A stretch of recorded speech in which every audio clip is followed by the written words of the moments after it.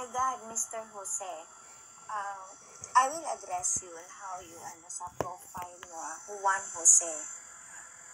If you are really a legitimate lawyer, nagsustoop down ka sa level namin.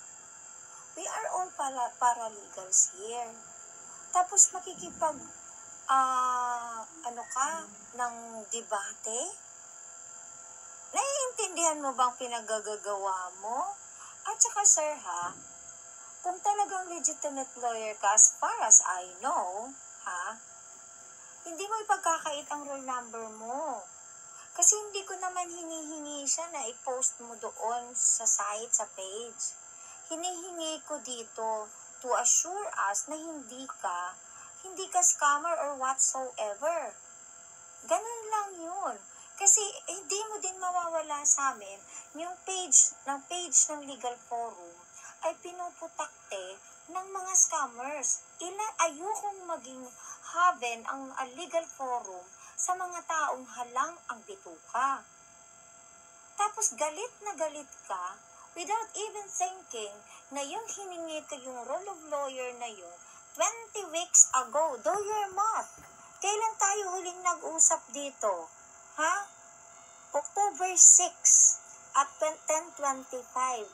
So kung i-check mo, October 6, so third week, 3, October, November, December, February. So, tama. At anong kinukuda mo? 20 weeks ago. Bakit ka nang gagalaite? And as if may kailangan, kumikita ka dito, inamin mo. Wala na nga akong pakialam dyan.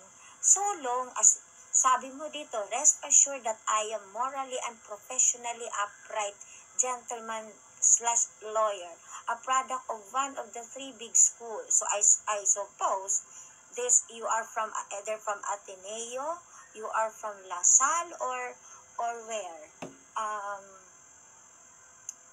Saan ba? San Beda. Okay.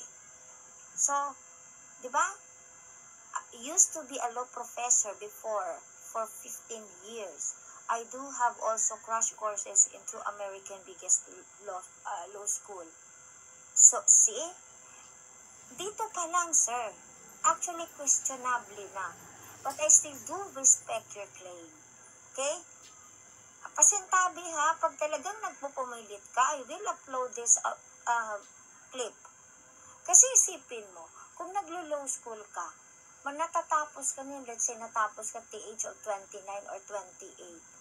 Plus sinasabi mo, by 40 years litigating experience ka. So 40, including na itong, pwede ka kasi nag-litigating at the same time, you are teaching naging law professor ka. So let's say 40 years, i-click na natin doon. Okay? Plus yung pag-aaral mo, lagay natin 28, 68. So yung nearly 70 years old ka na, that alone is questionable. Talagang ipopost ko ito pag nagpupumilit ka, kasi I will not allow anybody na babalakurain ang page, for nonsense.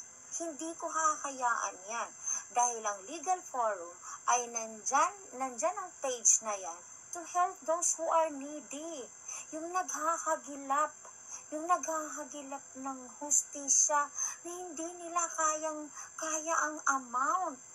That this way, itong page na to ay magaguide kahit papano ng mga initial moves para matulungan sila paano saan pupunta, whether in public attorney's office or whether in IBP or kung saan man, or kung meron man group of paralegals that makatulong sa kanya for free, then why not? Pero ikaw dito na nag-aangas, asking someone to have a debate sa mga law school with professors and law students, naiintindihan mo ba ang NCPRA mo, yung bago, yung 2023 na okay ka lang?